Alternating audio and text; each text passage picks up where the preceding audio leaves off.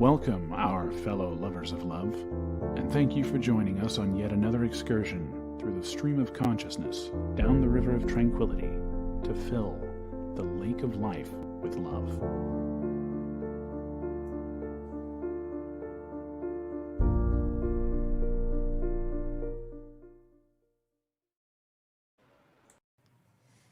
And thank you for joining us. And we were using the wrong microphone right up until the last second. So that's very interesting.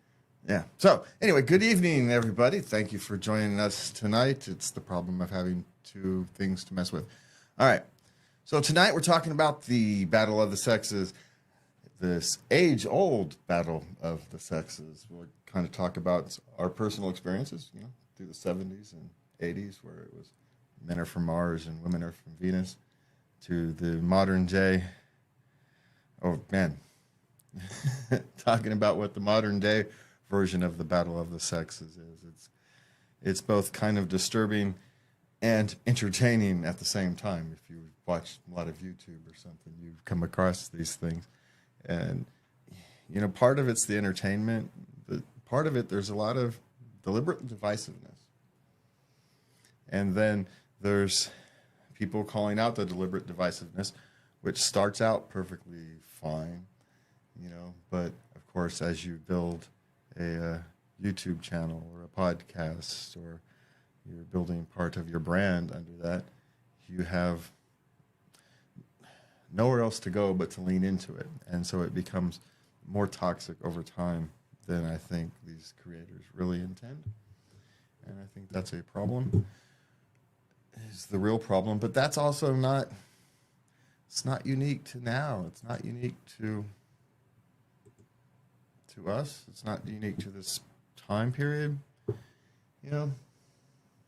As we'll talk about here in a few minutes, it's hey, we've come a long way, baby. I don't know, have we? At least not in tone. Now, maybe in reality we've come a long way, but if you look at it you want to talk about sharing experiences. I remember in the 70s, a woman couldn't get a checking account without the permission of her husband. Yes, but in the 70s also women had all the spending power. That's why all the advertisements were geared towards women, because while they couldn't get a checking account without their husband's permission, their husband gave them all the money to spend. They managed the households, they managed the money, they managed the budget, and so they had the real control. There's this interesting dichotomy of the stay-at-home housewife. She had most of the control of the day-to-day budget, day-to-day expenses, what got spent on what. And so and it's true, it's better now that they can get their own, get checking accounts. Everybody, regardless of you're a human being, you should have the right to, participate in the economy in the full way. That's shouldn't have anything to do with your gender or identity or anything like that, right? That's just a fundamental human right. And sadly, it's taken a long time for us to view rights as fundamental and human. And there's a lot of the world that still doesn't. Whether it's, you happen to be the other of the culture, or some of these cultures are, still highly patriarchal, rather than cultures like the West, which are generally appear to be patriarchal rather than they're functionally are patriarchal. Because again, the women outnumber in the bureaucracy. And because they actually control the actual functions of bureaucracy, in a real sense, women control the functions of government and society. And in many ways, they always have. Even when they had no political power, many of the laws that got passed, the laws to clean up cities and to,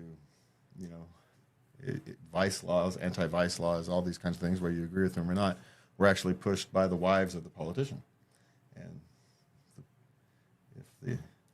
if the wife isn't going to be happy at home, the politician will pass a law.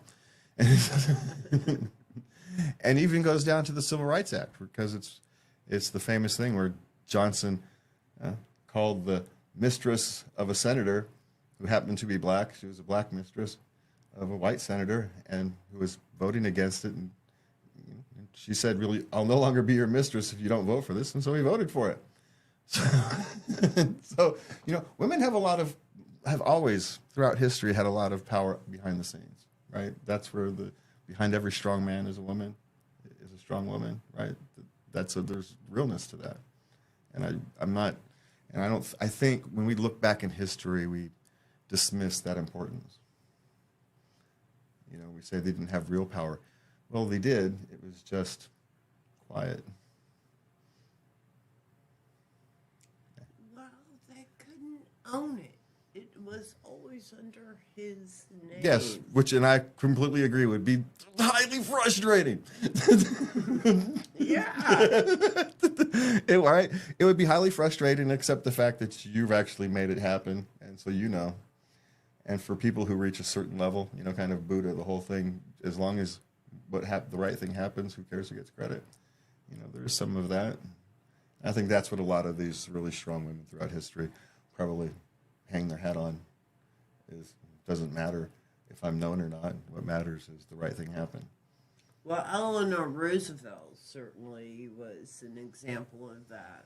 Yeah. So, yeah, and throughout history, it's literally littered with that history. We could spend the hour here going over it, and we would still have stuff to go. So, it's not what we're doing. But the point is history is very complicated. The relationship between men and women and society, and what society chooses to highlight on, is also very interesting, because that's another part of it, right? What is society currently highlighting? For whatever reason, good, bad, indifferent, boredness, right? You get bored, so you go looking for something unique, and it catches your attention, so it catches other people's attention. So now everybody's talking about some type of, like how vicious dating is these days. Yeah, how dating is. You go on to if you're a man and you go onto an online dating app, it appears that every woman is looking for 6'2", 7 figures, and the body of Clark Kent. You're right. Well, you got that bad. No. I've got the body of Kent of Kent Clark. That's not the same thing. You do in my eyes. Yes, but that's rose-colored glasses due to love, and I greatly appreciate it. I really do.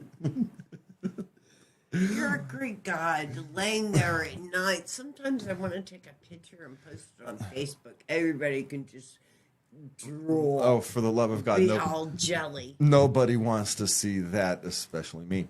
So, all right, but we've dealt with things like, Men Are From Mars back in our day. I was just past that, but that means you were right in the middle of it. The whole men are from Mars, women are from Venus, and basically what we come down to is a difference in communication.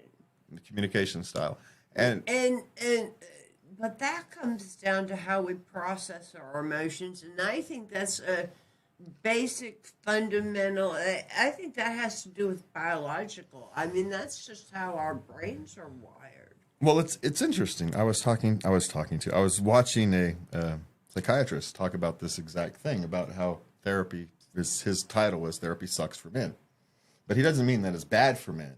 He means that the way we go about therapy, because in the beginning, most of the therapy patients were women. So the way we do talk therapy is geared for the way women talk about things. And so when a man comes into that environment, we're expecting him to communicate like a woman, when that's not how men communicate, right? You're amazed at how boys communicate with each other, right? The people they like, they are the meanest to, but they do it with smiles and laughter, and right? Yes. Yeah. And women don't understand that, but that's how men both encourage and keep you grounded, each other grounded at the same time. Right? You're encouraging them because you're laughing with them. It's actually kind of friendly banter, but it's also reminding them, don't get bigger than your britches because we'll take you back down. It's the way of your friends keeping you grounded. What is that? What is That's a male thing. Yes. Keeping you grounded. Yes. Bring them down a peg or two. Only when you get bigger than your britches. And But who are you to decide that? I'm your friend, and that's what you love me for. We need our friends to do that. You need people who care about you enough to tell you when you've gone off the rails, when your head is getting swollen. And don't you women have things to do, people to do that for you? Or you just keep inflating your... Yeah, they're called sisters. Yeah, but what if you don't have a sister? You know, you need a friend who's able to tell you when you're being a fool. And it's not because he hates you, it's because he likes you. And it's I had just a wonderful session with my sister. She was going through something, and I was able to really lay it on her. It was great. I just tore her up. Yeah, but see... Well, she's been an idiot about her boyfriend. God. Well, exactly. When we just do that to each other openly. That's all. You have to understand, men have to be prepared for rejection because most of the time when we approach women and we approach someone we like, we're going to be rejected. And throughout history, we have been the ones who are being expected to approach. And so you have to grow a thick skin. And through the course of millennia, that is how men have chosen, nature, nurture, whatever you want, to have to keep themselves grounded, have a thick skin, and become resistant to that. Yeah. Because otherwise we would be walking basket cases, an experience that men are having, you know, a certain segment of men are having right now. They see all these flashy people on Facebook who are having these Facebook, TikTok, all these things. They see these people with these superficial, we're seeing the superficial part of their lives, right? And there are those that share the deeper, the ups and downs, but they're not what's attractive to the masses. They're not what gains virality, right? It's the flashiness. And so, and I'm not blaming social media. This has always been the case, right? People have always been chasing those with the appearance of more, a better life. The grass is greener is a long time saying. It's been around for thousands of years. It's not just, hasn't come around just since the lawn. Invention of the lawn. It's the concept is that, you know, there's always an environment that appears better until you're the one who has to go take care of it. You know, there's a lot of effort in that, and you don't know the cost by looking at it, and the cost is very, very individual. And men and women view those differently. Men and women, you know, men do have emotions. We do experience them. We express them physically. We want to do something with it, right? We don't want to talk about it. We've just experienced it. Women have a need to talk about their emotions, and we're still feeling it. Yes, we just want to work it out, one way or the other. Yeah, maybe it's off chopping wood, you know. Maybe it's playing a video game, you know. Maybe it's gardening, you know. Whatever it is, you know, going out and hack the lawn, you know. Whatever it is to relieve your stress. That's how men relieve their stress. Women in general, again, these are wide general sweeps. In general, prefer to talk about their issues and their problems. They prefer to work through them that way. And we both sit there and we are just baffled that that's how we want to deal with it.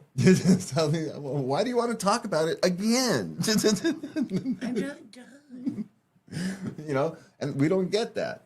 We just want to deal with it and move on. And, you know, if we can solve it, if there's something to solve, we'll solve it. If not, we'll learn to swallow it and move on. And so we don't want to talk about it again. Good Lord, why do we want to live it over again? And we don't understand that that's the point. That's how we process. Yeah. And we want other person to process things the way we do, rather than allowing them to process things the way they do, and support them in that. So if someone wants to talk, your job as a man is to shut up and listen. You don't have to talk. You know, that sucks is an acceptable answer. God damn, that sucks. You know, that's oftentimes a very acceptable. Oh, yeah. Sure.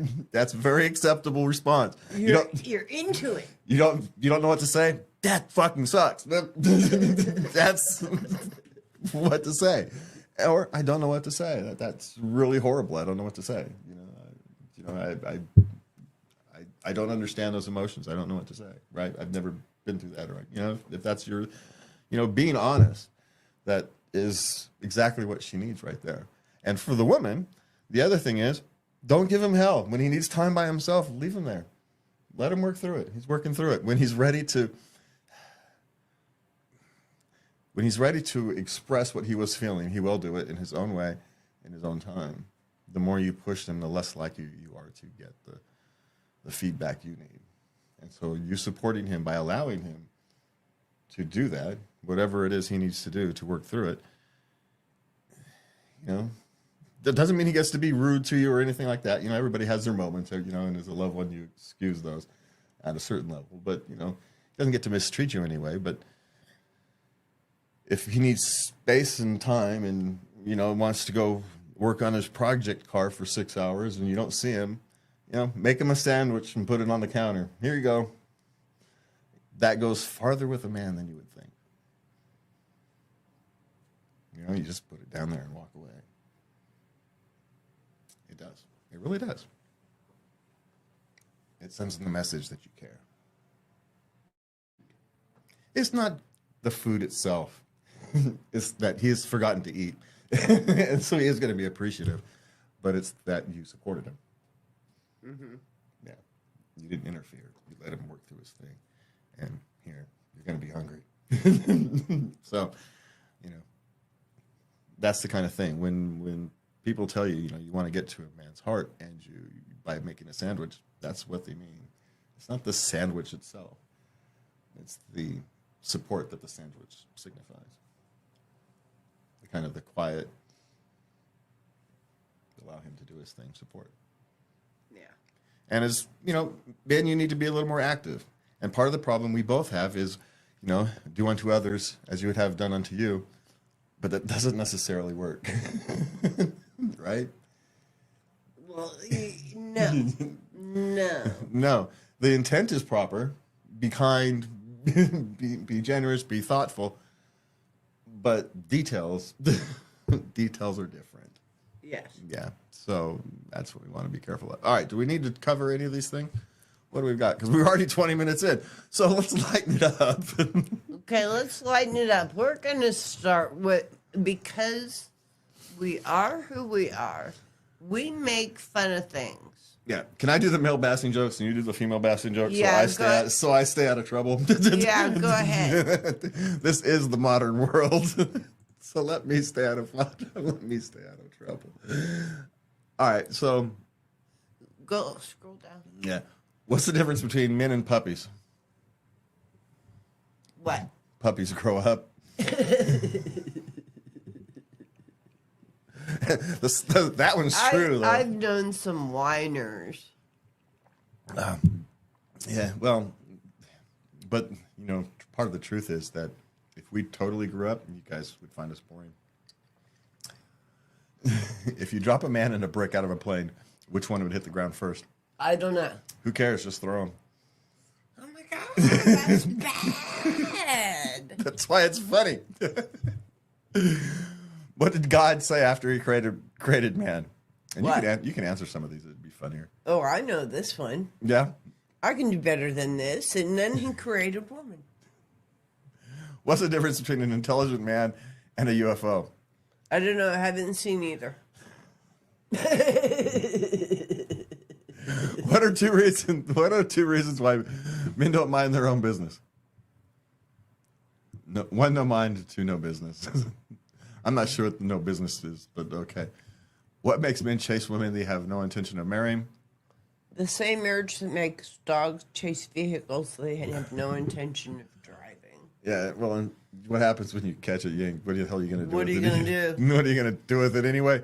What do you do with a man who thinks he's God's gift? Exchange him.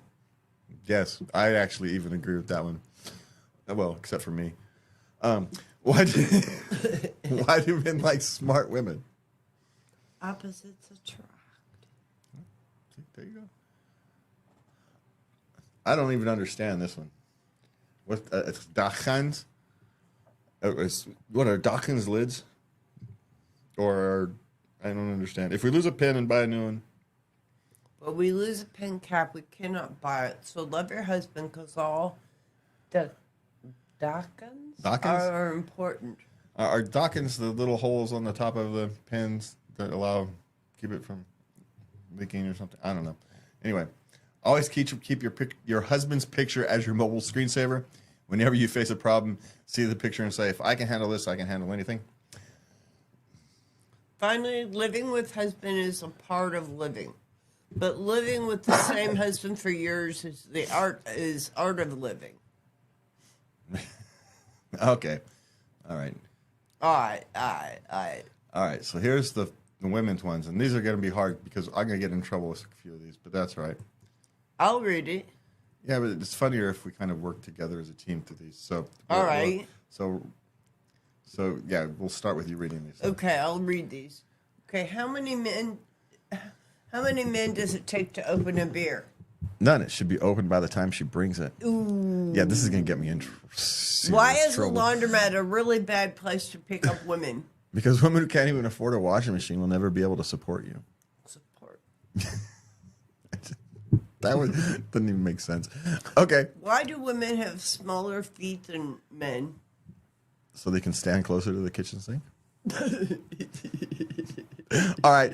How do you know a woman's about to say something smart? When she starts her sentence with "a man once told me." Yeah, I'm going to get in trouble by answering these. How do you fix a woman's watch? My mother's going to call. You don't. There's a clock on the oven. Okay. Why do men pass gas more than women? Because women won't shut up long enough to build up pressure. If your dog is barking at the back door and your wife is yelling at the front door, who do you let in first? The dog, of course. At least she'll shut up after you let him in. Why didn't she have a key? All wives are alike, but they have different faces, so you can tell them apart. Oh, wow, that was just a sentence statement. What's worse than a male chauvinist pig? I'm not answering that. A woman that won't do what she's told. I have a mother, and she will call. What do you call a woman with 2 brain cells? Pregnant. I married Miss Riot. I just didn't know her first name.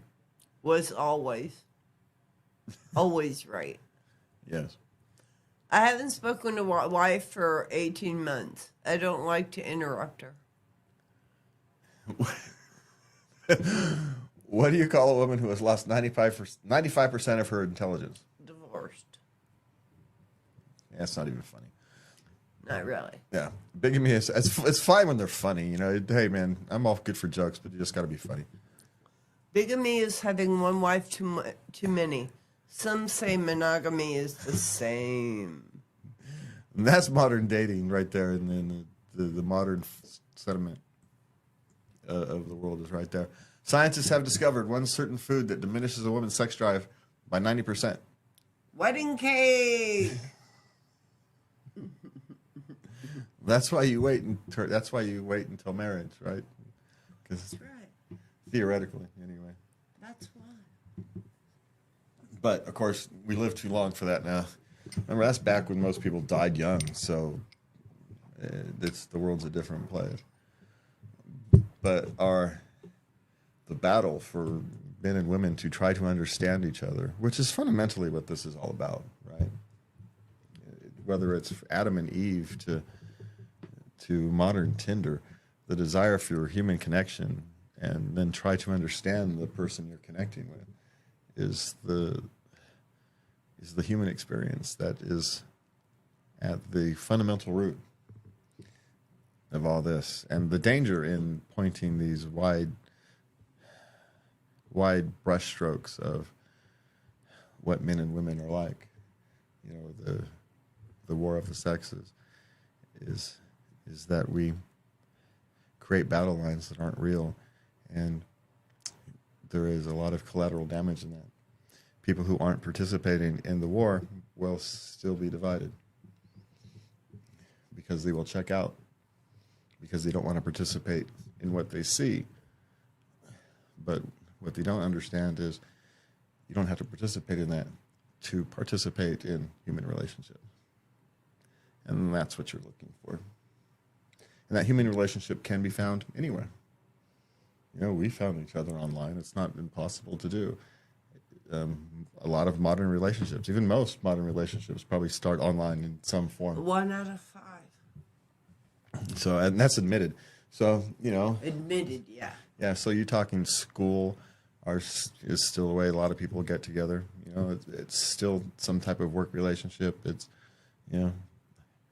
try not to find you're never going to find oh wait, let me just rephrase.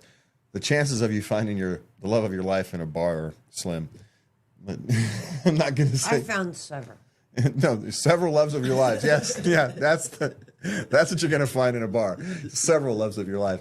Well, I was drinking heavily at the time. Yeah, the bars and the nightclubs aren't really where you're going to find true love. I mean, even though true love can strike For the anywhere. night. Yeah. And sometimes that's what you need, I suppose, right? It has its place. It can have its place. But, it's also where the battle lines of the War of the Sexes can get drawn. Those type of, all those relationships, the cost of those isn't actually in the single one. It's in the totality. Right? Yeah, a single night is probably meaningless. 20 nights like that probably is damaging on some level. Would be my guess. Just a guess. And everybody's different. Everybody's needs and desires and, long-term goals are different. So I'm not going to be judgy. Maybe you don't have a long-term desire for a family and all that. And so just a momentary human connection to fulfill you enough so you can get through the next week is all you really need.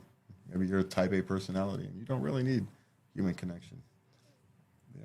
Occasional emotional release. I can't judge that.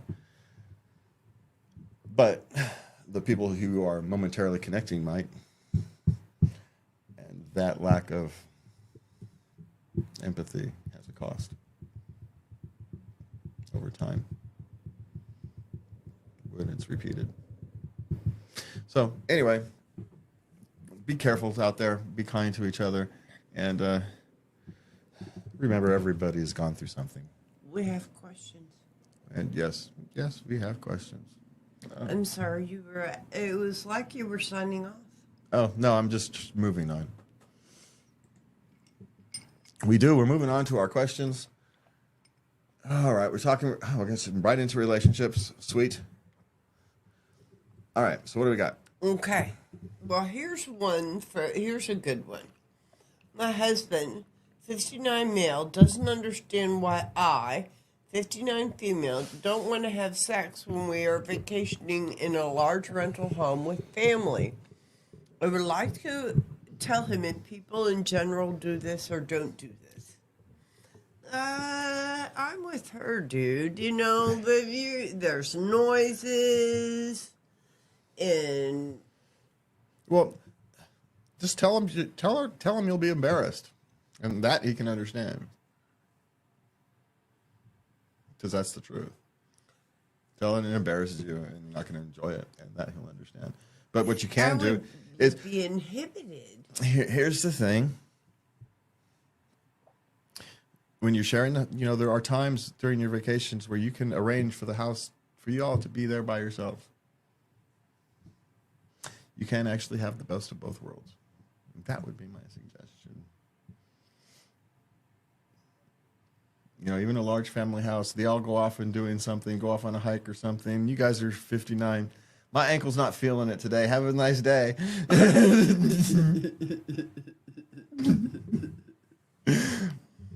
You've got 6 hours to yourselves. Enjoy it. That would be my suggestion. There's room for compromise there. I would think would be because part of the reason you're on vacation is to enjoy each other and enjoy yourselves and enjoy the time with yourselves, so you can get that. Or maybe take a day off to yourself and go rent your own room somewhere else at a small no-tell motel. No one cares you're from out of town. There's another option. Yeah. Take a night for yourselves. Everybody will know, but so what? Who cares? Yeah. So, and, is that really the reason? take a look into yourself, and or are you just making an excuse because you're in your 60s and the sex drive in your 60s diminishes for lots of people. So anyway, but not wanting to is not wanting to. So, I don't wanna. I don't wanna. Yeah, it's actually an acceptable answer, but it's also, reasonable for him to ask why. And if embarrassment is the reason, you should just tell him that, and then maybe work around a solution. We offered a couple, and hey, maybe you guys are more unique than us, and you can find a third, or fourth, or fifth. All right, what's next? There you go. Okay, I don't know how to answer this one. Okay. My now ex-boyfriend, 31 male, says I, 26 female, am being unfair by breaking up with him because he smokes weed. How do I continue? Well, people break up for all kinds of reasons, whether it's smoking weed or smoking cigarettes or drinking too much or working too much or not working enough or playing too many video games or not spending time with each, whatever it is. So if that's your reason, then that's your reason. My question is, did you not know beforehand? Is this a new thing? Which, maybe it would be right for him to kind of be like. Was it prescribed? Does he have a medical reason for it? I mean, and if maybe you have maybe it's associated with some kind of trigger. Maybe her parents were drug addicts and she's hypersensitive to that kind of thing. So it doesn't actually matter, but you continue the way everybody else continues after a breakup of a relationship. It just is what it is. Fairness is in the eye of the beholder. It just is. What's fair to him, what appears fair to him, and what appears fair to you in this case are completely different. And that's why you've broken up. Fundamentally. Yeah. So there's nothing to do but whatever you normally do after a breakup. Eat ice cream, play video games, and play with yourself. That's kind of the. Yeah. I don't know. There's my advice. Whatever you normally do. There's nothing to do. It's just the end of a relationship. Okay. I, male, 36, needed advice. My wife, female, 35, has a phone social media addiction and is in denial. How do I deal with this? Well, your diagnosis may not necessarily be accurate. It may not be wrong either, but it may not also be accurate or as accurate as you think it is. A social media addiction is an actual real thing, and you should be very careful before you go throwing those kind of things around, especially. And even if someone is an addict at it, you have to be very careful how you approach it, because otherwise you're just going to push them away. And so, the question is, what's the real fundamental problem? Is she not spending time with you? Are you feeling jealous because of that? Loss of connection? Does she have, are you jealous of the new friends she has? Is she lost her job because she can't focus? What's the actual resulting issue from that, and then deal with that issue.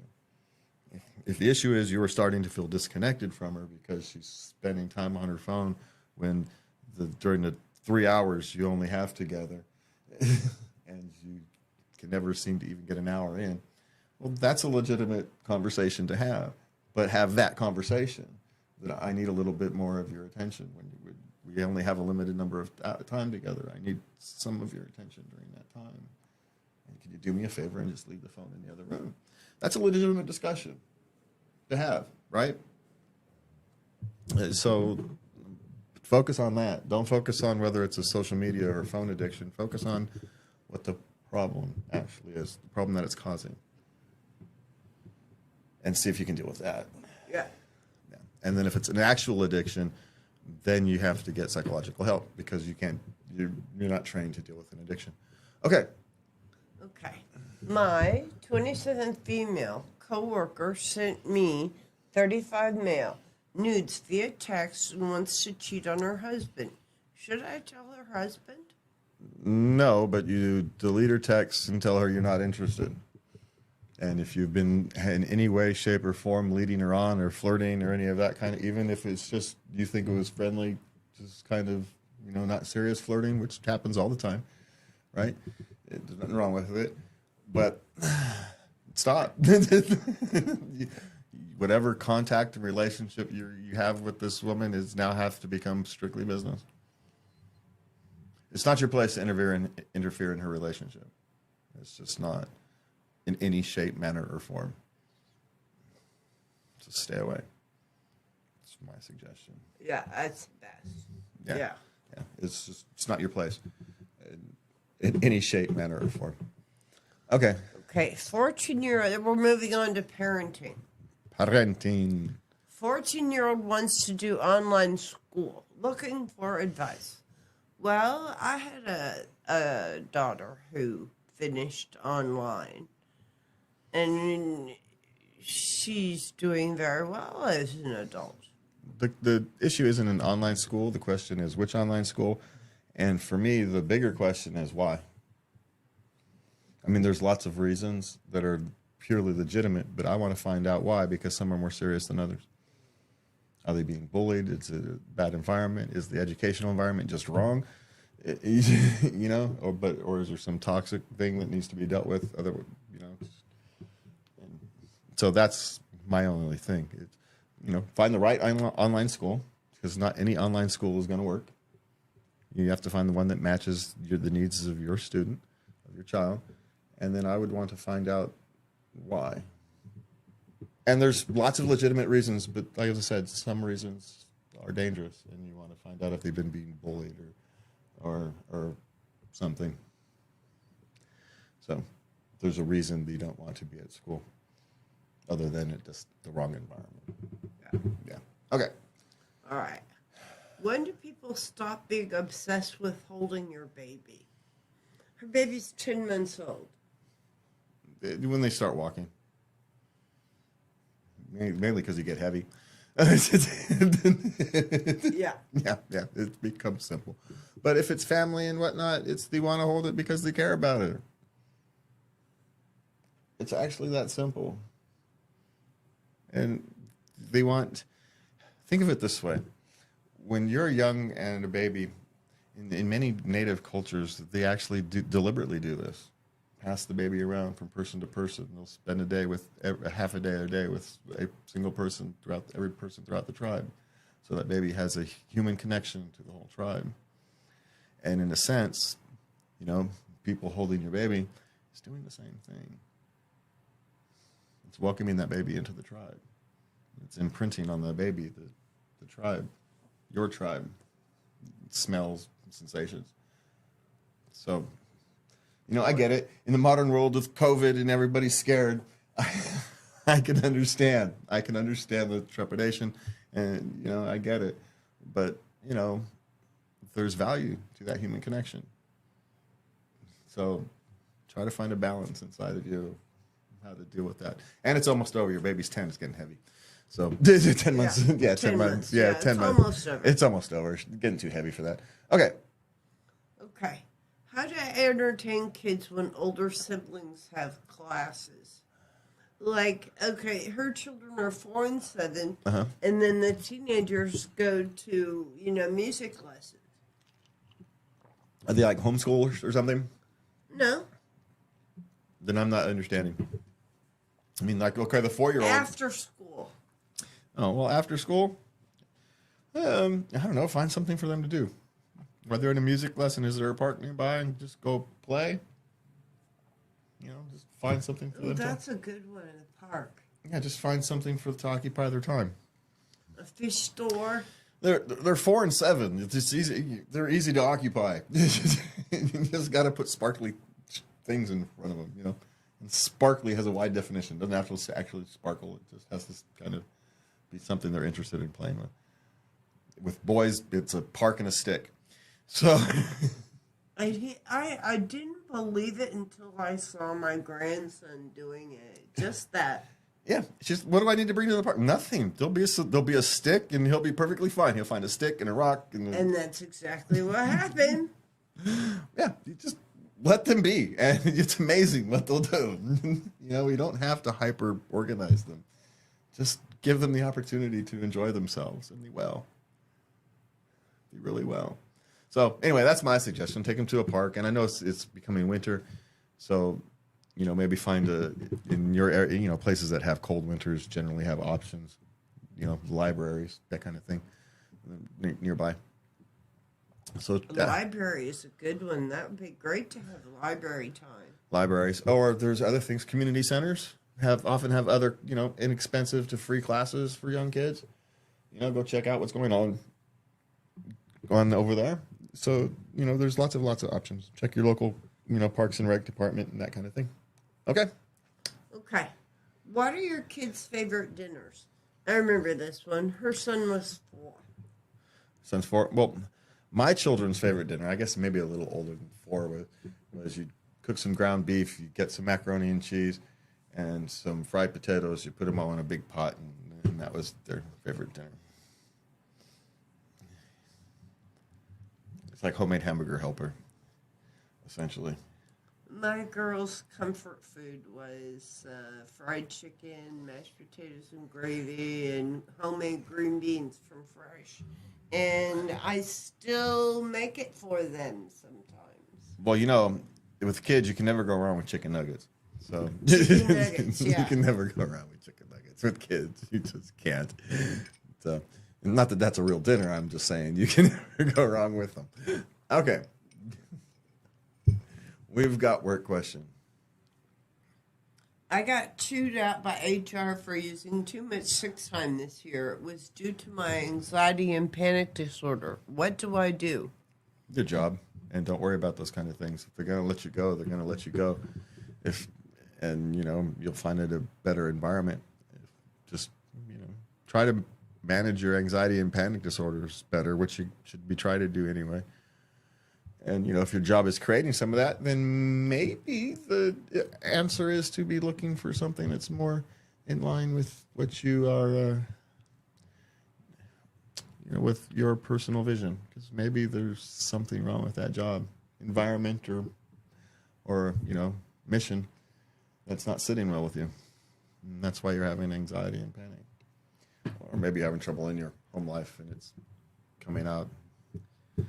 So what you do is you just do what you were going to do anyway, and the best you can do on any given day, and let the chips fall where they may. But be prepared to find something different or better to do. Yeah. Yeah, that's kind of the reality of it. Yeah. Okay, so what's next? How can I ask my job to let me study abroad? You're probably going to have to make a choice. You're either going to want to study abroad or you want your job. Now, maybe you can take a leave of absence and they're happy to support that, but the chances of you having your job working abroad while you're studying at the same time is probably not something most jobs are going to go for. Maybe you have one of those unique jobs, that you can do that. That's global. Do you want to relocate? Is that what you're talking about? Well, yeah, he wants to study abroad. So you say living in Chicago and wants to go to London to study. Well, unless you're a global oil trader and they have an office in London, the chances that they're going to say, yeah, sure, is fairly slim.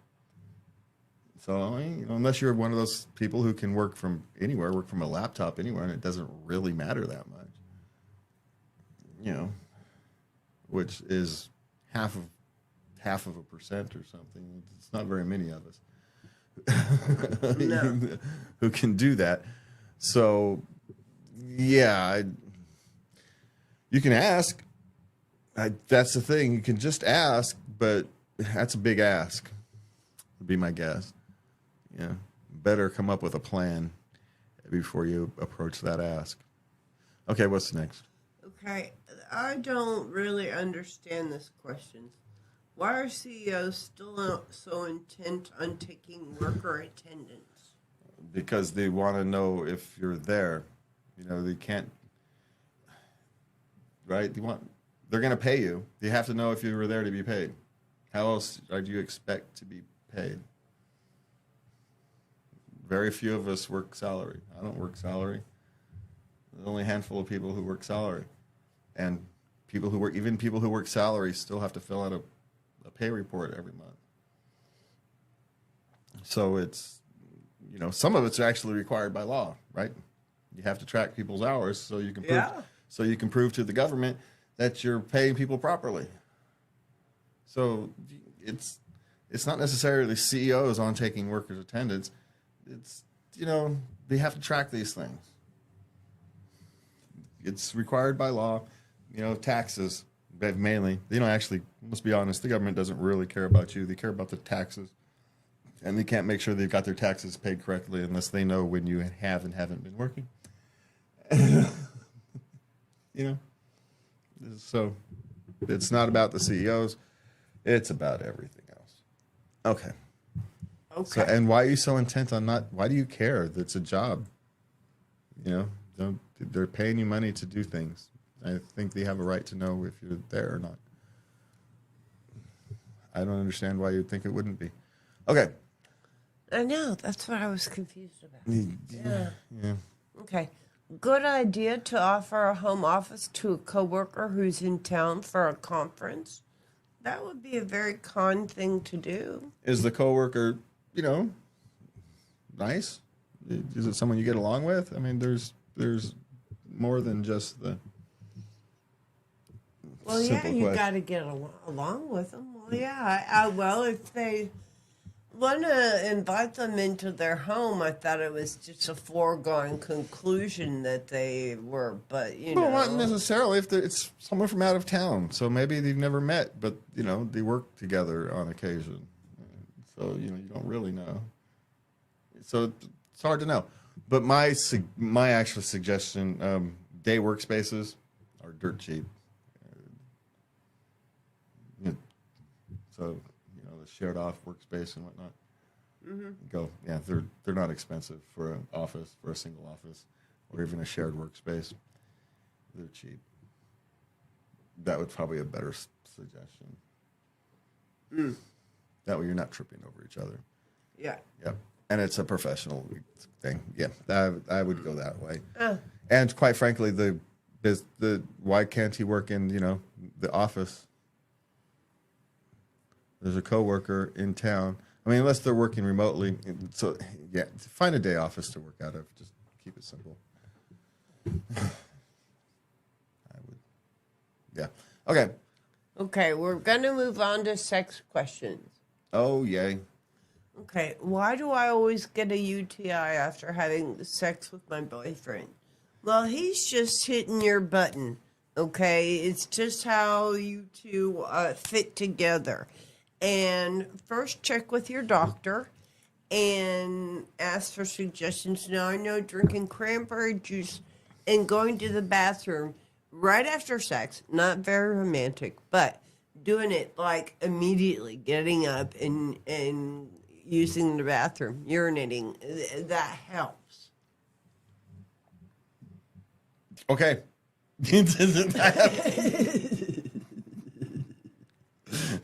I am not a nurse, doctor, or woman, so I have no knowledge of this. I know the UTIs happen.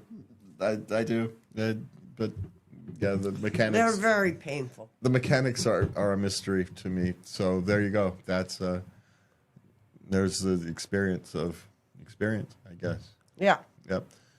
As always, talk with your doctor if it happens frequently. Yeah. It would be my actual.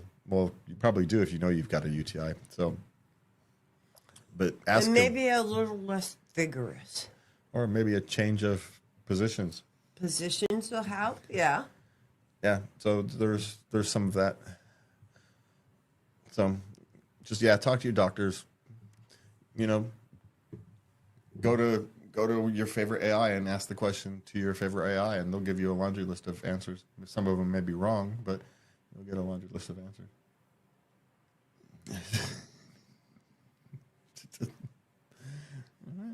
It is what it is. Okay. Okay.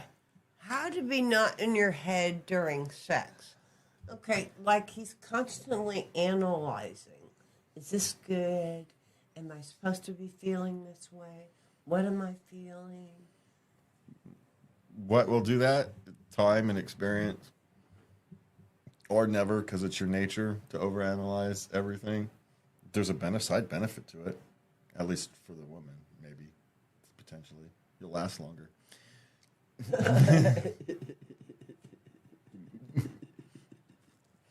So, silver linings and all that. I don't have much help for them other than those things lessen over time.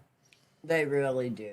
As you become more comfortable with the whole thing. Sex is weird, and so if you think about it too hard, you start thinking about it too much.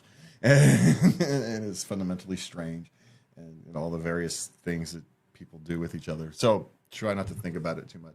Eventually, you just become comfortable with it, and you let it go. But there's not a strict roadmap for that. So my suggestion is to just do the best you can and enjoy it while you can at the same time. Who knows? Analyzing it may make you a better lover. So in the future, it's one of those things. Practice makes perfect. It's not necessarily a bad thing. It might be annoying, but it's not necessarily a bad thing. Yeah. There's potential silver linings. Okay. Tips for comfortably introducing lifelike male anatomy sex toy play into our marriage. 45 male, 45 female. Okay, this is his idea. They both have a threesome fantasy, but they're not willing to open up the relationship. They want a closed relationship, but they want the funsies. So he wants to introduce a dildo. Now. Okay. And kind of do some role play fantasy stuff. Okay. Well, how does he do that? Okay, here's the thing. Well, one, you have to talk to her about it and see if she's open to it. But apparently they've been talking about this kind of thing, so she's probably open to it, at least on some level. And at that point, the only real way to proceed forward is to awkwardly proceed forward. Awkwardly, making mistakes. You're going to drop it, Just accept the fact that it's like anything you've ever done for the first time. It's going to be goofy and silly and awkward. And it's just going to be that way, and kind of embrace the horror, so to speak, and it'll be a lot more fun.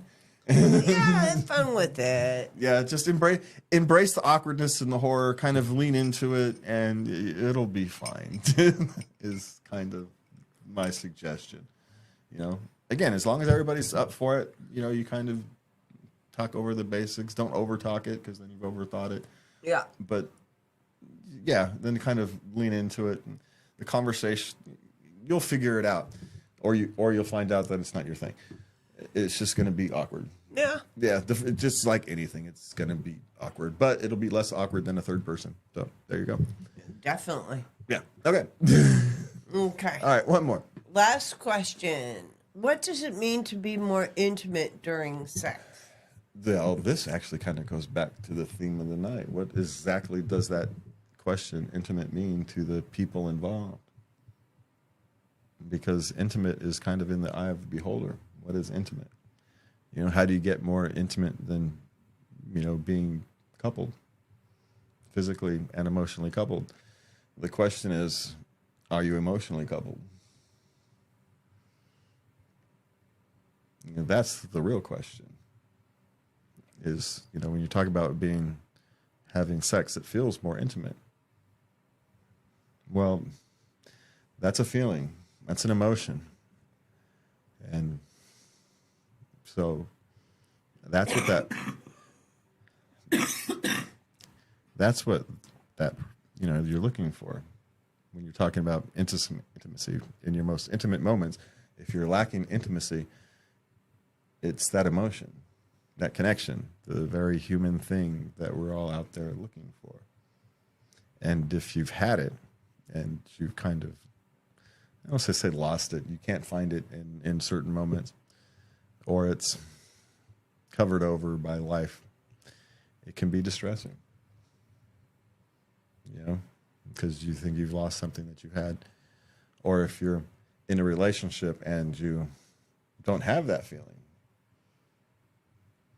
you don't feel that connection, and you want it, you know, what do you do with that? So the question is, when you ask also to go back and in the long-winded way of saying, you have to understand what intimate is. But if you're asking that question, it means you want more than what you currently have.